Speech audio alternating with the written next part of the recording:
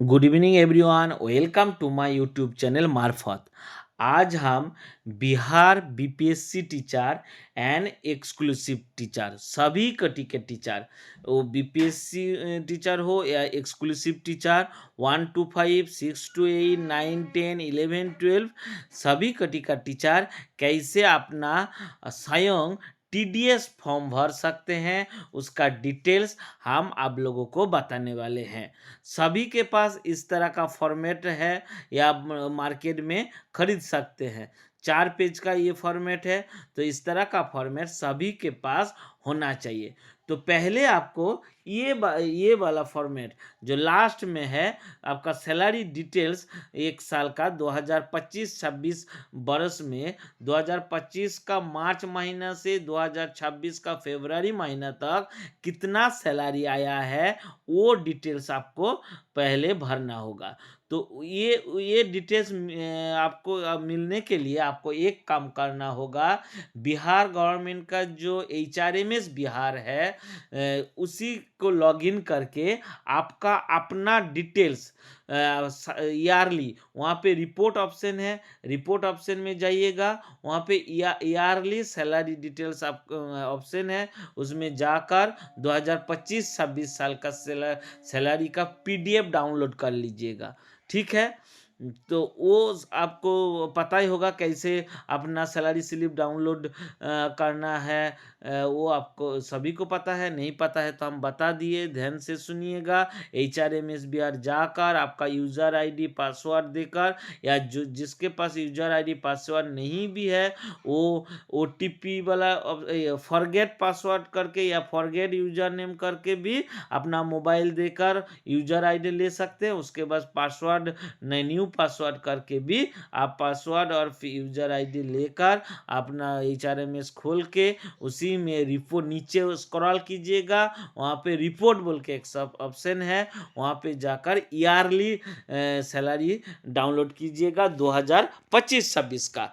वो form download होने के बाद ही 4 पेज का वो निकलेगा, उसका डिटेल्स आपके पास होना चाहिए, तभी आप ये फॉर्म फिलअप करने में आसान होगा। तो चलिए, आप सभी को पहले हम ये वाला फॉर्मेट कैसे आप फिलअप कीजिएगा वो हम दिखा देते हैं। ये जो मेरा पास जो फॉर्मेट आप लोग अभी देख पा रहे हैं, ये है टीआरई 2 का 9-10, टीआरई 2 का 9-10 का फॉर्मेट, टीआरई 2 का 9-10। ठीक है, 9-10 का फॉर्मेट यहाँ पे है। बाकी आगे आपको और भी डिटेल्स दिखा देंगे, एक और फॉर्मेट दिखा देंगे, टीआरई 1 का 11-12 एंड टीआरई 1 का 1 to 5 सभी हम दिखा देंगे, टीआरई 2 का 1 to 5। तो पहले देख लीजिए, टीआरई 2 का जो है 2025 में जनवरी महीने में इंक्रीमेंट लग जाना चाहिए था, लेकिन इंक्रीमेंट नहीं लगा, उनका इंक्रीमेंट आया है अप्रैल महीना से। इसीलिए देखिए, मार्च महीना उसका बेसिक रहा 31,000, उसके बाद अप्रैल से लेकर दिसंबर तक उसका बेसिक 31,930 एंड जनवरी महीना में सभी जिला का शायद जुड़ा हुआ, कुछ जिला का नहीं जुड़ा है, सेकेंड इंक्रीमेंट जोड़ के 32,890, और फरवरी महीना, जनवरी महीना में जो सैलरी है फरवरी महीना में भी वही सैलरी होगा। फरवरी महीना को तो सैलरी नहीं आया, इसीलिए जनवरी महीना में जो सैलरी आया है उसी को कॉपी करके इसमें डाल देना है।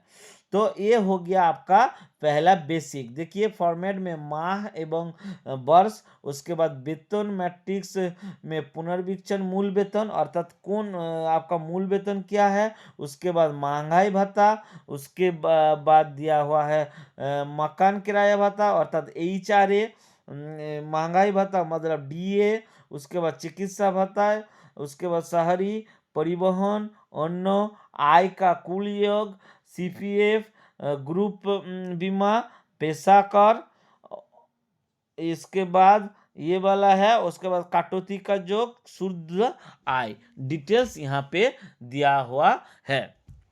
तो पहले आपको भर लेना होगा, ये वाला डिटेल्स आपको भर लेना है, आपको बेसिक कितना है, टोटल आपको वो जो हम बोले हैं HRMS में डाउनलोड कर लीजिएगा, तो उसी में हर मंथ का आपको पता चल जाएगा। उसी HRMS में आपको इसके अलग अलग फॉर्मेट में दिया हुआ है, DA कितना है, HRA कितना है, उसमें आप लोग देख सकते हैं। यहाँ पे शुरुआत में 50% का HRA मिल रहा, 50% का DA मिल रहा था।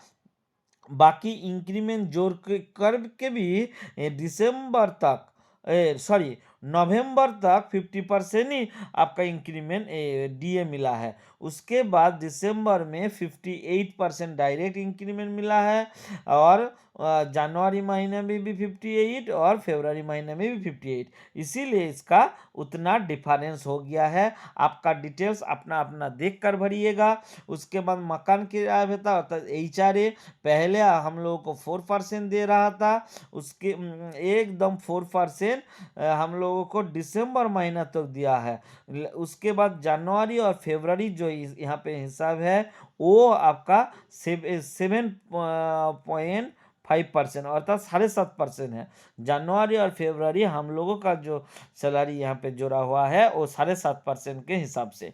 उसके बाद चिकित्सा भत्ता इतना होगा, 1,000 रुपया सबका। उसके बाद आय का कुल योग अर्थात 1 2 3 4, इसमें ये 4 फॉर्मेट को जोड़ करके इतना आपका सैलरी आया कुल जोग। ये भी आपको HRMS का जो फॉर्मेट है उसी में मिल जाएगा, ठीक है। उसी तरह यहाँ पे डिटेल्स यहाँ तक कुल जोग आपका जनवरी महीना का जो सैलरी आया है उसमें फरवरी महीना का भी जोड़ लेना है। उसके बाद आपका CPF अर्थात CPF जो काटता है अपना सैलरी का 10%, वो यहाँ पे फिर लिख दिया गया। उसी हिसाब से HRMS में ये डिटेल्स आपको मिल जाएगा। यहाँ पे थोड़ा ध्यान दीजिएगा कि दिसंबर महीना में थोड़ा अलग हो जाएगा, फिर जनवरी महीने में अलग होगा, जनवरी फरवरी में अलग हो जाएगा, ठीक है। उसके बाद 30 रुपया ग्रुप बीमा काटता है सबके लिए। और एक चीज ध्यान दीजिएगा, पेशा कर अर्थात प्रोफेशनल टैक्स सितंबर महीना में सभी का 2,000 रुपया लगभग कटा है। कहीं कहीं जगह 1 to 5 का 1,000 रुपया कटा है, तो उसको ध्यान दीजिएगा, वो भी आपको यहाँ पे दिखाना होगा। उसके बाद ये दोनों जोड़कर एक चीज ध्यान दीजिएगा, यहाँ पे जो कटौती का जोग लिखा हुआ है वो है CPF और ग्रुप दोनों जोग कर देखिए 4,650 प्लस 30 4,680। ये भी हिसाब आपका जो HRMS में जो PDF आप 1 साल का डाउनलोड कीजिएगा 4-5 पेज का है, वहां पे सारा डिटेल्स यहाँ तक आपको मिल ही जाएगा, पूरा मिल जाएगा।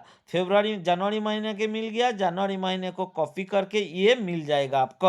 हम लोगों को जो है मार्च महीने 44,060 बेसी आया था सैलरी, 50% क्या इंक्रीमेंट बिना इंक्रीमेंट और 50% HRA के सहित 50% DA और 4% HRA के सहित इतना आया था। उसके बाद अप्रैल महीना में इंक्रीमेंट जोड़ कर आया, इसीलिए इस तरह का हिसाब यहाँ पे है।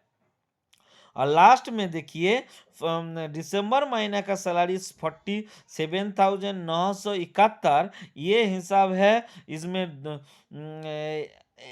इंक्रीमेंट नहीं DA बार कराया, और जनवरी महीने के जो हिसाब है वो सेकेंड इंक्रीमेंट जोड़ के प्लस 7.5% HRA के सहित ये इसका ये हिसाब है। उसके बाद जो इम्पोर्टेंट है, सभी लोग इसमें गलत करते हैं, वो है DA एरियर। सभी को DA एरियर को जनवरी महीने के मिला है, सभी जिला का लगभग मिल गया है। वो बहुत सारे उद्धृति महंगाई भत्ता का जो कॉलम है इसमें लिख देता है, इसमें नहीं लिखिए। इसमें लिखिएगा तो आपको बाद में गलत हो जाएगा, वो आप लोग लिखिएगा अन्न भत्ता जहाँ लिखा हुआ है ये भी डिटेल्स आपका HRMS के जो डिटेल्स है उसमें मिल जाएगा। वो आप यहाँ पे लिखिए अन्न भत्ता, उसमें भी आप आय कुल जो का भी वही होगा। हम लोगों को 12,770 दिया है, उसमें 1275 रुपया जो है NPS वाला दिया हुआ है, और उसी का जोड़कर फिर 1275 रुपये इसका हिसाब भी आपका HRMS मिलेगा। और अकाउंट में मेरा सैलरी अकाउंट में आया है 11,495। तो ये चीज आप ध्यान से देखिएगा। यहाँ पे क्यों हम लिखने के लिए मना कर रहे हैं बाद में आपको समझा देंगे, ठीक है। तो यहाँ पे लिखने से आपको बाद में सुविधा होगा। क्या सुविधा होगा वो हम बाद में बताएंगे।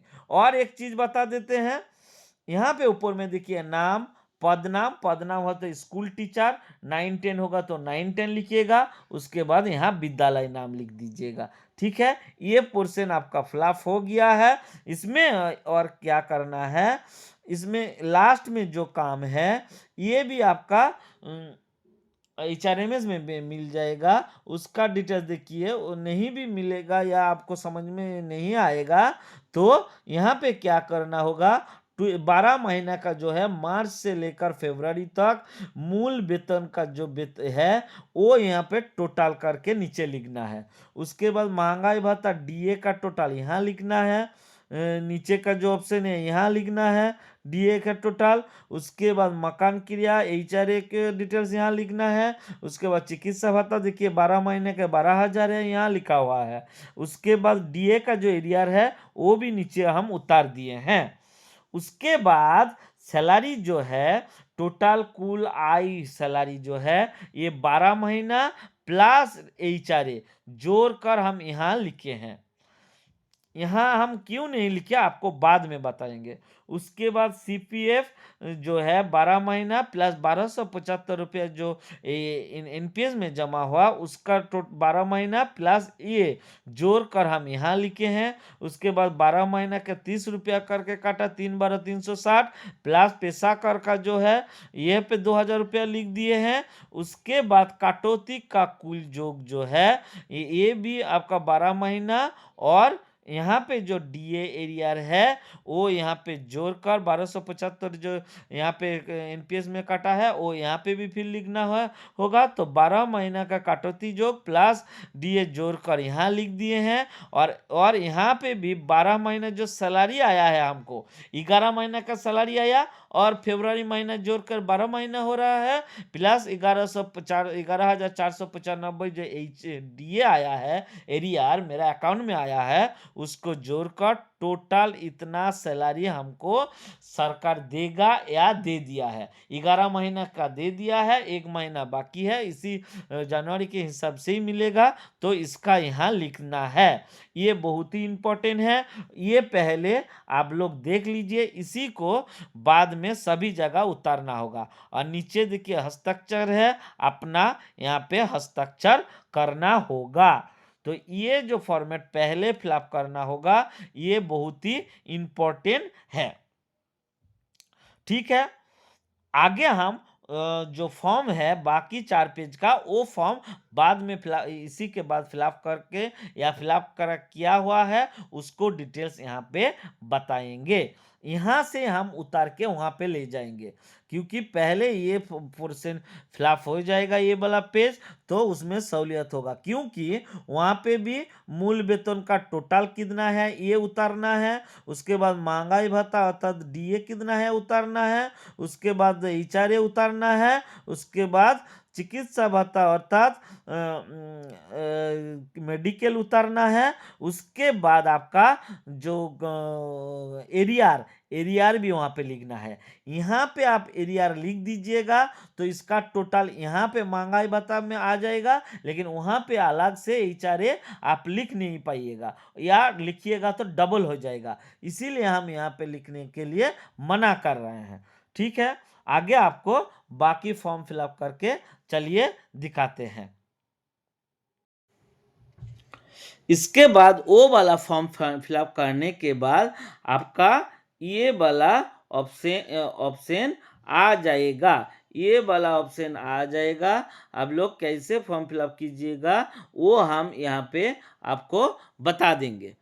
तो इसके लिए आपको देखिए यहाँ पे क्या लिखा है, करदाता का नाम, मतलब आपको अपना नाम यहाँ पे लिखना होगा। उसके बाद पद नाम यहाँ पे हम लिख दिए हैं, स्कूल टीचर बीपीएससी टीआरई 2, इस तरह का लिख दीजिएगा। इसके बाद स्कूल का नाम आपका लिखना होगा, अपना पैन कार्ड यहाँ पे देना होगा। उसके बाद कोषागार का नाम, हम यहाँ पे समस्तीपुर डिस्ट्रिक्ट कोषागार देकर यहाँ पे फॉर्म फिलअप कर रहे हैं, इसीलिए आपको समस्तीपुर डिस्ट्रिक्ट का यहाँ हम दिखा दिए हैं। उसके बाद आगे क्या क्या फिलअप करना होगा वो हम अभी दिखाने वाले हैं। तो चलिए, उसके बाद जो आ जाएगा पेज वो है क में क्या लिखा हुआ है, वेतन स्रोत का आय विवरणी, 7वां वेतन, अर्थात टोटल वेतन एक नंबर में कितना वेतन आपको टोटल मिला है, अर्थात कितना बेसिक पे में आपको मिला है फरवरी 28 तक। इसके लिए वहाँ पे जो 3,84,150 ये हिसाब कहाँ मिलेगा आपको, यहाँ पे देखिए, यहाँ पे हम आप लोग भी करके रखिएगा, 3,84,150 वो जो है वहाँ पे उतार दिए। उसके बाद क्या है, उसके बाद महंगाई भत्ता अर्थात डीए, डीए का 1,99,851 1,99,851 वो भी यहाँ पे जोड़ के हम लिख दिए हैं।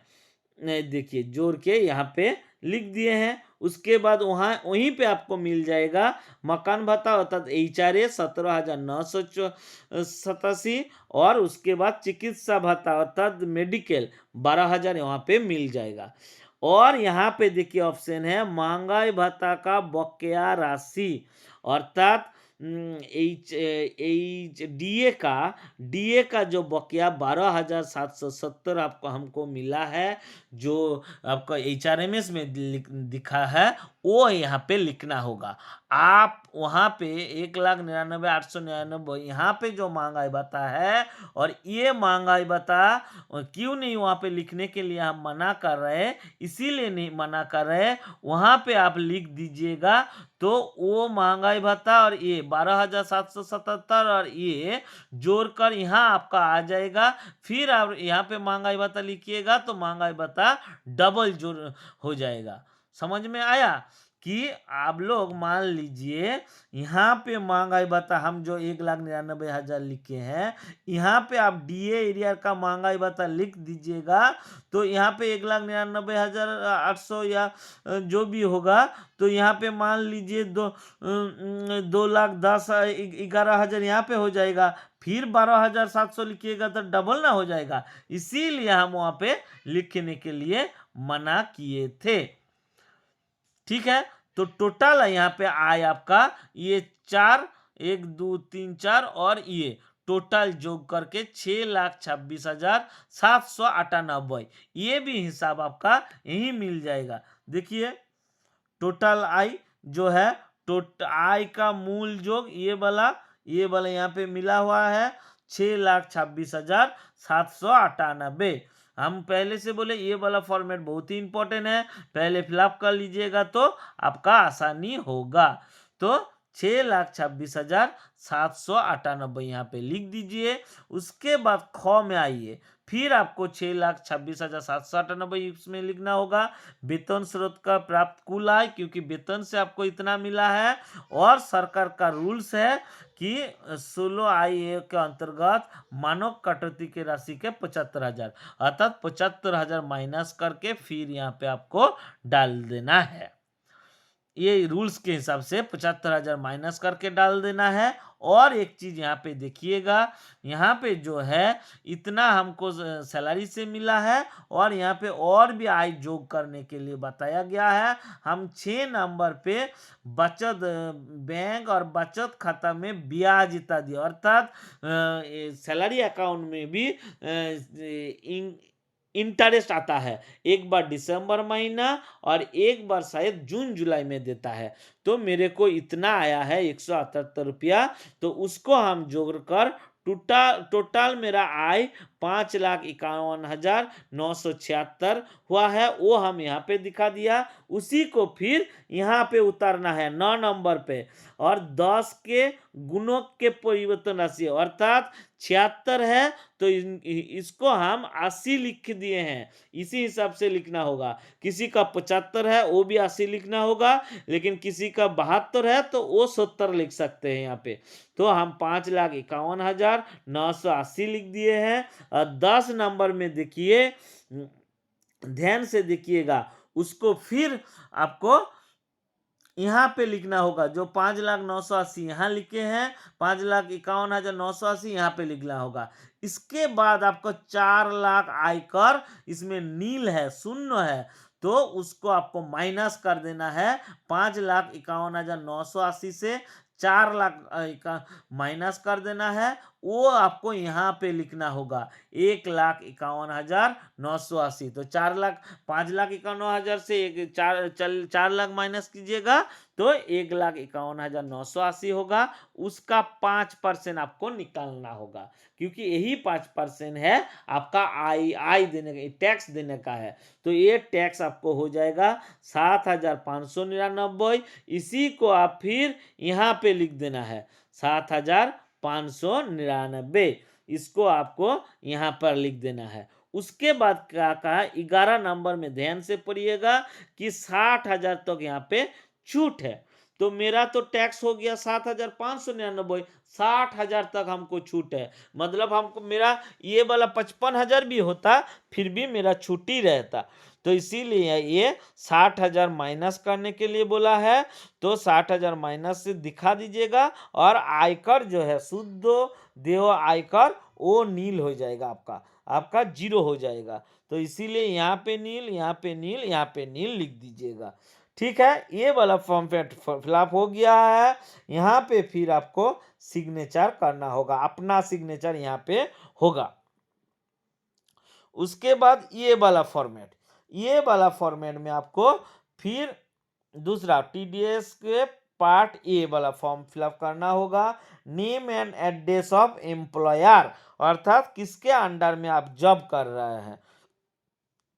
तो हम समस्तीपुर डिस्ट्रिक्ट का टीचर का दिखाया हुआ है, तो यहाँ पे डीपीओ इस्टेब्लिश समस्तीपुर लिख दिए हैं। एजुकेशन डिपार्टमेंट के अंडर है डीपीओ, और गवर्नमेंट ऑफ बिहार के अंडर है। तो सारा डिटेल्स यहाँ पे नेम ऑफ एड्रेस एम्प्लॉई लिख दिए हैं।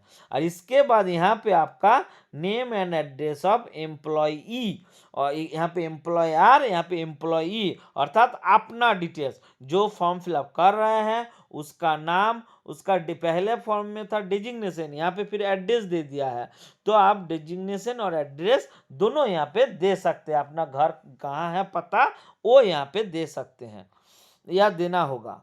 इसके बाद आपका अपना जिला के फॉर्म फिलअप करने के लिए अपना जिला का कितना पैन नंबर है, कितना टैन नंबर है, वो जानना बहुत ही जरूरी है। तो समस्तीपुर जिला का जो पैन नंबर है BFUPS 8239H यहाँ पे लिख दिए हैं। और टैन नंबर जो है PTNDO 1282B, ये है समस्तीपुर जिला का टैन नंबर। समस्तीपुर जिला में जितना विद्यार्थी फॉर्म फिलअप करेगा उसको यही फॉर्म फिलअप करना होगा। उसके बाद नीचे ITO समस्तीपुर, यहाँ पे सिटी में समस्तीपुर और पिन कोड दे देना है। असेसमेंट ईयर में 26-27 होगा, ये ध्यान से दिखिएगा। असेसमेंट ईयर 26-27, और कौन पीरियड का डिटेल्स दे रहा है, मार्च 2025 से फरवरी 2026 तक। और यहाँ पे जो विद्यार्थी का नाम यहाँ होगा, नेम ऑफ द एम्प्लॉई, अर्थात जिस टीचर यहाँ पे नाम होगा उन्हीं का पैन नंबर यहाँ होगा, बाद बाकी और कुछ नहीं उसका देना है। एम्प्लॉई रेफरेंस नंबर पर एम्प्लॉई इफ अवेलेबल, तो यहाँ पे कुछ नहीं है, तो ये वाला छोड़ दीजिए। यहाँ पे अपना पैन नंबर, शिक्षक टीचर का पैन नाम यहाँ और उसका पैन नंबर यहाँ देना होगा। ये ध्यान से दीजिएगा। इस पेज में और डिटेल्स कुछ नहीं है, यहाँ पे सब ऐसे ऐसे करके RS में नील नील नील भर दीजिएगा। उसी तरह नीचे पोर्शन में पूरा काट के यहाँ नील कर दीजिएगा। यहाँ पे भी नील कर दीजिएगा। उसके बाद यहाँ जो है वेरिफिकेशन कौन करेगा, समस्तीपुर का डीपीओ एस्टेब्लिश जो है कुमार सत्तम जी है, कुमार सत्तम सर है, और उसका पिता का नाम फरेश राम, वो भी हम यहाँ लिख दिए हैं। डीपीओ एस्टेब्लिश का हम समस्तीपुर यहाँ लिख दिए हैं, यहाँ पे नील, यहाँ पे 0 लिख दिए हैं। यही इसी तरह लिखना होगा आपको भी, प्लेस में समस्तीपुर, डेजिग्नेशन में डीपीओ एस्टेब्लिश। जो जिस जिला का है, मुजफ्फरपुर, जमुई, खगड़िया, किशनगंज, जो जिस डिस्ट्रिक्ट का है वो यहाँ पे फॉर्म फिलअप करना होगा। इस तरह का ही करना होगा सबको, सिर्फ नाम और फादर्स नाम वेरिफिकेशन में अलग हो जाएगा। उसके बाद ये वाला पोर्शन बहुत ही इंपॉर्टेंट, पार्ट बी वाला। पार्ट बी वाला जो है देख लीजिए, ग्रॉस जो सैलरी आपका है 1 नंबर पेज के हिसाब से 6,26,798, जो नीचे में भी आपको है 6,26,798, ये जो परसेंट है ये फिर आपको यहाँ पे इस वाला पोर्शन में बी में डालना होगा। यहाँ पे ध्यान से देख लीजिएगा, यहाँ पे आपको फिर डालना होगा।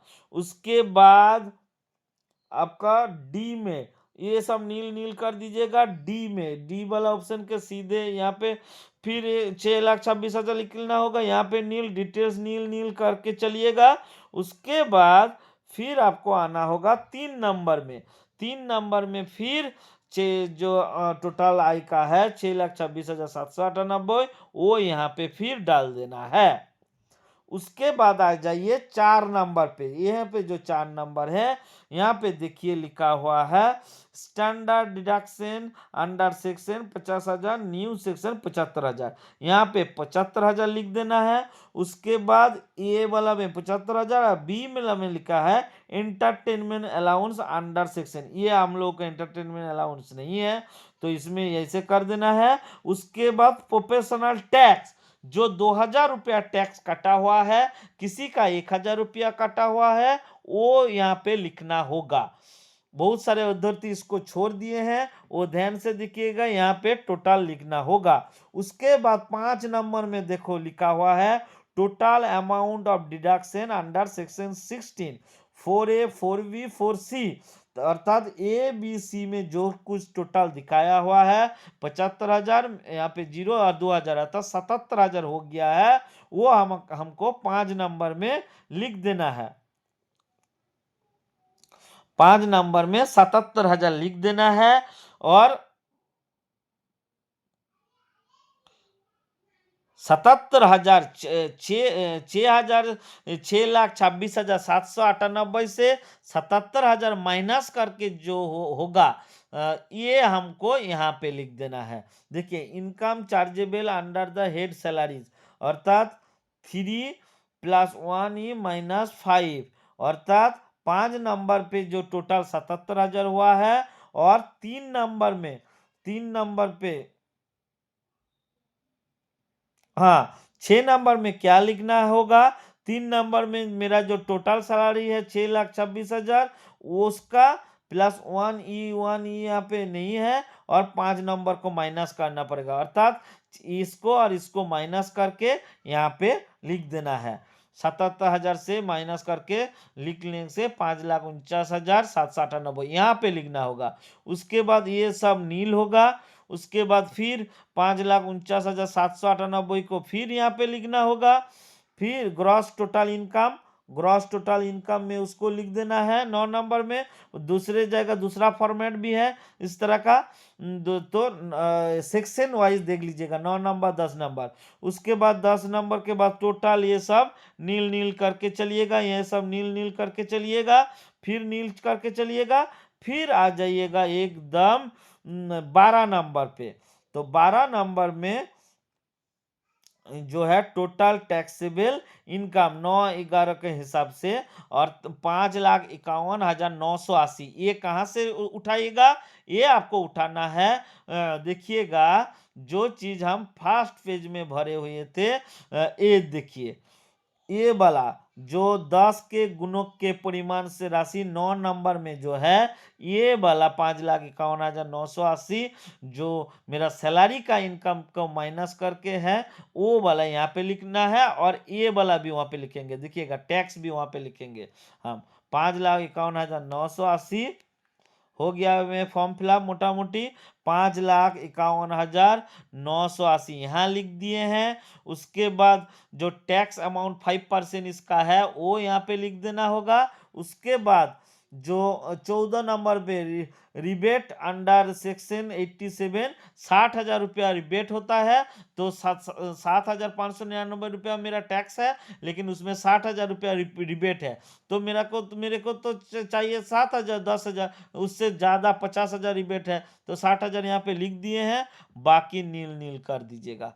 तो आपका फॉर्म फिलअप मोटा मोटी कंप्लीट। इस पेज में भी फिर से आपका कुमार सत्तम जी अर्थात डीपीओ एस्टैब्लिश समस्तीपुर, उसका पिता का नाम, वर्किंग कैपेसिटी, उसके बाद यहाँ पे भी प्लेस और डेजिग्नेशन लिखकर बस फॉर्म फिलअप हो गया। इसमें भी इस पेज में भी नीचे आपका साइन हो जाएगा। हर पेज का नीचे साइन हो जाएगा। ब्लैक कलम ब्लैक पेन से आप फॉर्म फिलअप कीजिएगा। तो फ्रेंड्स धन्यवाद। हमको लगता है इस तरह का वीडियो कोई नहीं डाला है। आपको डिटेल्स हम दिखा दिए हैं। पहला काम जो है आपका HRMS में आपका ईयरली सैलरी डाउनलोड करना होगा, वो आप डाउनलोड कर लीजिएगा। तो उसी हिसाब से आप फॉर्म भर पाइएगा डिटेल्स। और ये वाला पोर्शन बहुत ही इंपॉर्टेंट है, ये वाला पेज का बहुत ही इंपॉर्टेंट है, ये देख लीजिएगा। इसके बाद हम आप लोगों को पहले ही बताए हैं कि TRE 2 का 1 to 5 और TRE 1 का 11-12 का एक तो फॉर्मेट हम दिखा देंगे। इस पेज का सिर्फ फॉर्म फिलअप पेज का वो हम दिखा देते हैं, क्योंकि वीडियो 30 मिनट तक हो गया है, ज़्यादा नहीं बढ़ाएंगे। हाँ देख लीजिए, ये जो फॉर्मेट है ये TRE 1 का 11-12 उसका देखिए उसी हिसाब से निकाल लीजिएगा। और उसका जो पहला मान था उसका HR क्या इंक्रीमेंट लगना था पहले, लेकिन उसका लगा TRE 2 के बाद। इसीलिए उसका जो है बेसिक जो है एकदम आ गया है नवंबर दिसंबर। सॉरी ये घूमते रहता है।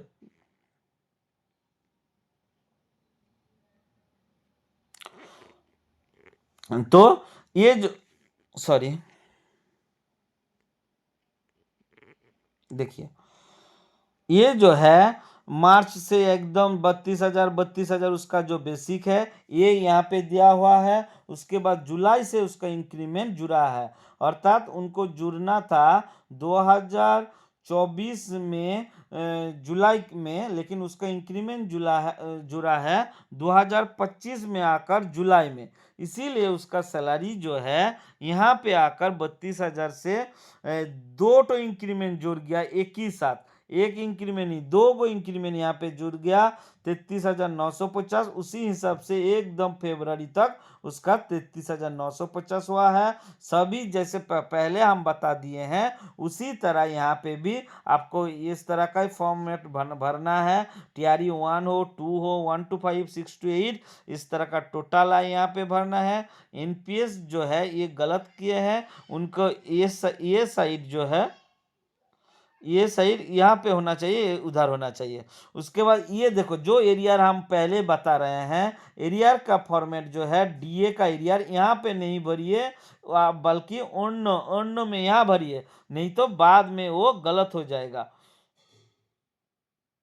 वहाँ पे जाकर वो गलत हो जाएगा। नहीं तो इस तरह का टोटल सैलरी आपका लगभग अमाउंट देख लीजिए। टोटल ये अमाउंट 6,50,000 के आसपास 51,000 हुआ है मुजफ्फरपुर में, 6,51,828 समस्तीपुर में। इसी तरह उसका आय भी हुआ है 5,87,351 सैलरी आया है टोटल। उसी हिसाब से फिर आपको details part A part B में भरना है। वो ये डिटेल्स या ये टोटल आप लोग ध्यान से देख लीजिएगा। इसका भी जनवरी फरवरी में एचआरए जो है 7.5, बाकी दिसंबर तक नवंबर तक आया है 4% एचआरए, दिसंबर में आया है 5% एचआरए, और जनवरी फरवरी में है 7.5% एचआरए। इसी के लिए इस तरह का हिसाब उसका है। 6,51,000 देख लीजिएगा,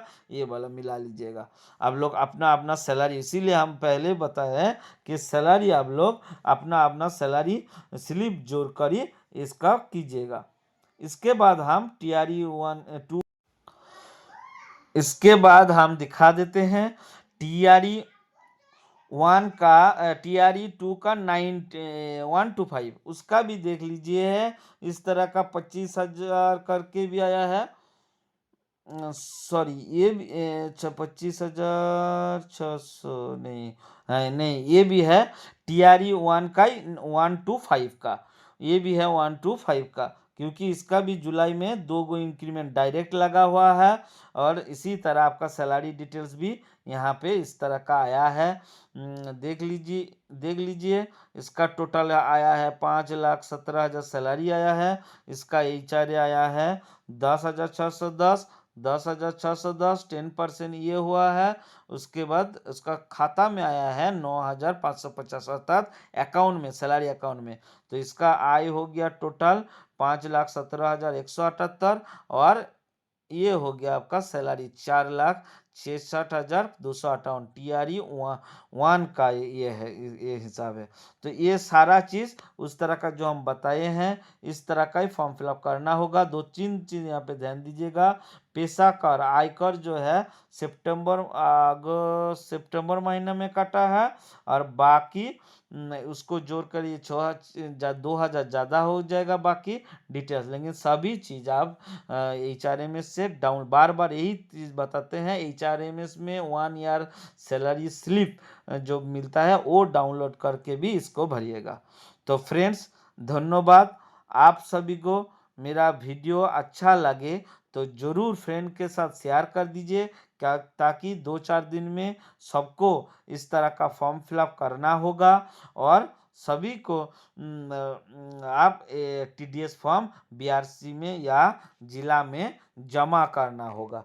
तो इसीलिए आप सभी को बोल रहे हैं कि मेरा वीडियो जो है अच्छा लगे तो कमेंट कीजिए। कोई भी गलती या पकड़ लिए या कुछ होगा तो ज़रूर कमेंट कीजिएगा। किसी को समझ में नहीं आ रहा है वो भी कमेंट कीजिए, हम यथायथ आंसर देने का कोशिश करेंगे। और फ्रेंड के साथ शेयर कर दीजिए, ग्रुप में शेयर कर दीजिए, ताकि सबको ये उपकार में लगे। धन्यवाद। All the best. Good night.